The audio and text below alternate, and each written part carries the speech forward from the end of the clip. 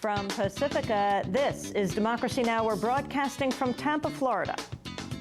This provocation underscores the need for action, not just this afternoon at the UN Security Council, but in our determination to prevent the spread of these weapons. Rules must be binding.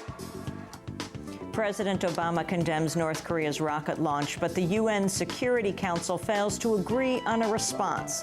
Then, as we broadcast from Florida, what has been described as one of the birthplaces of the financial crisis, we'll speak with University of South Florida professor Gary Mormino.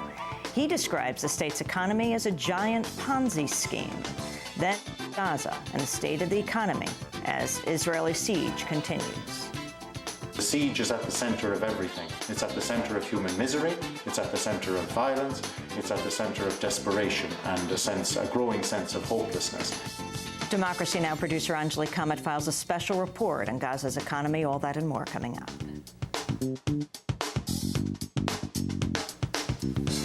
Welcome to Democracy Now!, democracynow.org, the War and Peace Report. We're on the road in Tampa, Florida. The United Nations Security Council held an emergency meeting Sunday, hours after North Korea defied international warnings and test-fired a long-range rocket.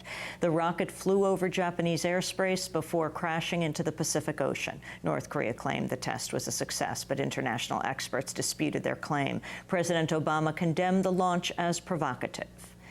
Hours after the rocket launch, President Obama spoke in Prague and outlined a vision for ridding the world of nuclear weapons. Obama said he wants an immediate end to nuclear tests, confirmed and vowed to hold a global summit on nuclear security.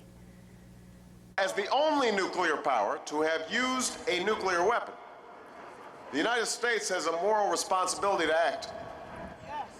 We cannot succeed in this endeavor alone, but we can lead it. We can start it.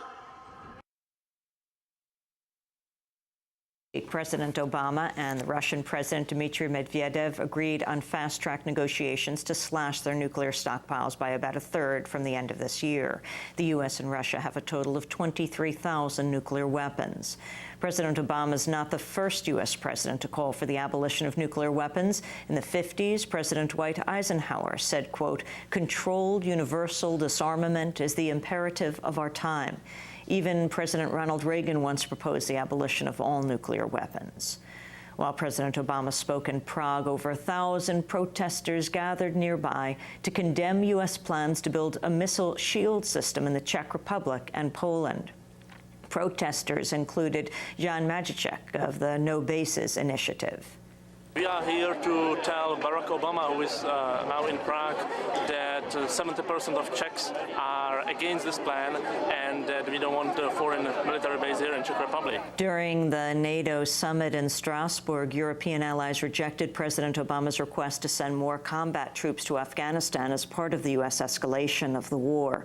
Instead, NATO nations will send 3,000 soldiers to assist in securing the national elections scheduled for August and 2,000 military trainers to help the Afghan army. Outside the NATO meeting, some 30,000 people took part in the protests along the French-German border, condemning the escalation of war in Afghanistan. Police arrested 325 people. At least 3 buildings were set on fire, including a hotel and a border post. President Obama is in Turkey today, making his first visit to a Muslim nation as president. I have now spent a week traveling through Europe, and I've been asked, are you trying to make a statement by ending this week-long trip in Turkey? And the answer is yes, I am trying to make a statement. I'm trying to make a statement about the importance of Turkey, not just to the United States, but to the world. Gun control advocates are urging lawmakers to rewrite the nation's gun control laws after mass shootings in upstate New York, in Pittsburgh, and Washington state. In Binghamton, New York, a gunman attacked an immigration center Friday, killing 13 people before taking his own life. Most of the dead were immigrants who were taking classes at the immigration center. The gunman was a Vietnamese-born immigrant who recently lost his job. This is Binghamton Police Chief Joseph Zakuski. What we do know is Mr. Wong arrived at that residence wearing body armor, which would tell us that at one point in his thinking process, he was going to take the police on, or at least try to stop us from stopping him. He must have been a coward. Where we speculate when he heard the sirens that he decided to end his own life. So that's what he was, heavily armed, had a lot of ammunition on him, and thank God before more lives were lost that he decided to do that. On Saturday in Pittsburgh, 3 police officers were shot dead as they responded to a domestic violence call. Meanwhile, in Washington state, a 34-year-old man shot dead his 5 children on Saturday before killing himself. The children were between the ages of 7 and 16. There was also a series of high-profile mass shootings last month in North Carolina, in California, and Alabama that killed a total of 23 people. Paul Helmke, president of the Brady Campaign to Prevent Gun Violence, said, quote, "The laws on the books aren't getting the job done. Now is the time to take effective steps to prevent gun violence." According to the Brady Center, about 30,000 people die every year in the United States from gun violence. That's about 80 people a day. In economic news, the nation's unemployment rate has reached 8.5%, the highest it's been in 25 years. 663,000 jobs were lost last month. A total of 5.1 million jobs have been lost in the past 14 months. The current unemployment rate would jump to 15.6% if it included laid-off workers who've given up looking for new jobs or have had to settle for part-time work.